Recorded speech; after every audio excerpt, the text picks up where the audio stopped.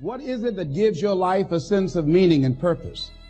Because once you find that, it puts you in your power place. See, if you know what your life work is, I encourage you to start working on it. If you can't do it all at one time, do just a little bit of it.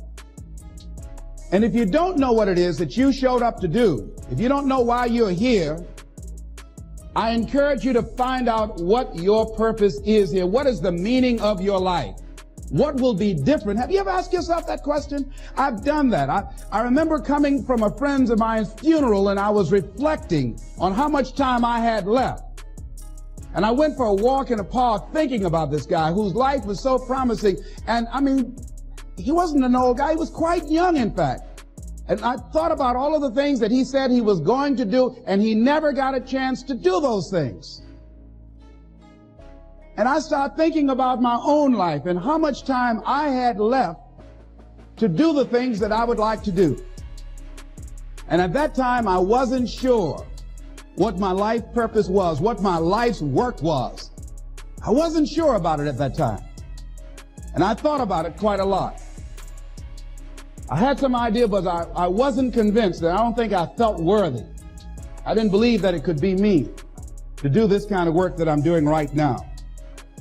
And I say to you that if you begin to take a conscious effort to find out what it is that you're supposed to do, I say that it can literally save your life.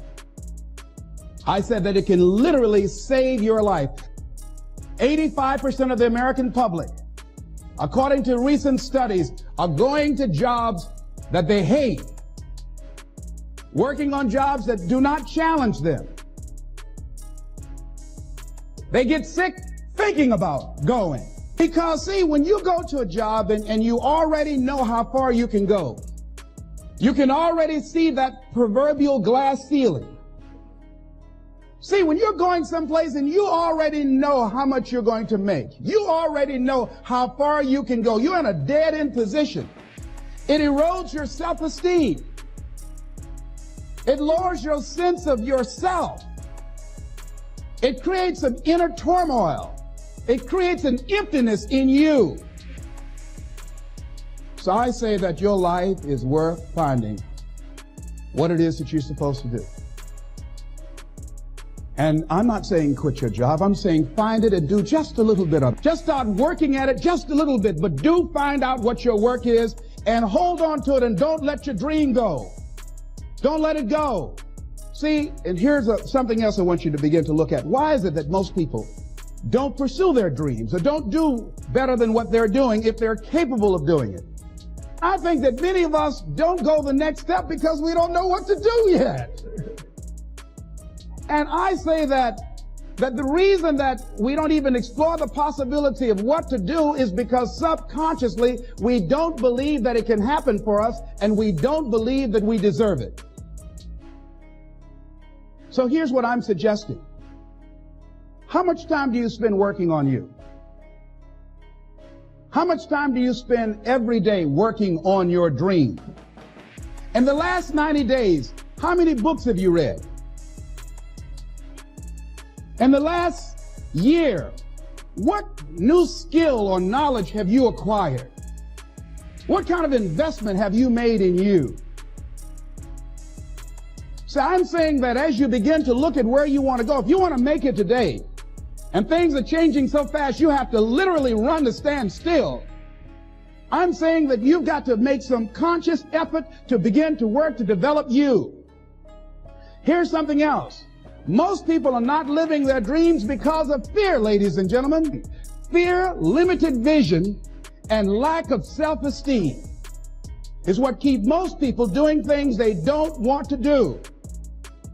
The same reason that people stay in relationships where they're abused or they're unhappy or it's unfulfilling, they can't see themselves beyond that relationship. They can't see themselves enjoying life without that person. They think that this is all that they can do. The same reason that people get stuck at a certain level in life, they can't see things being better for them. And they think that this is it and this is all they deserve. This is all they've ever seen. It's been passed on to them.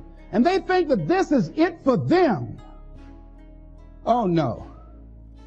I was looking what Dr. Blanton Smiley Blanton, who is a colleague of Dr. Norman Vincent Peale, what he said about fear. He said, fear is the most subtle and destructive of all human diseases. Ladies and gentlemen, fear kills dreams. Fear kills hope. Fear puts people in the hospital. Fear can aid you.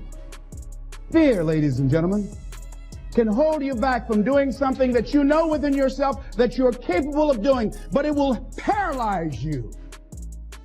And it seems like you're in a hypnotic spell. And I ask you a question, what is the benefit? What's the benefit of allowing fear to hold you back?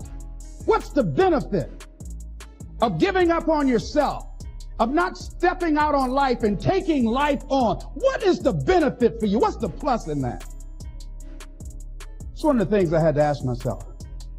So I didn't want to make any mistakes.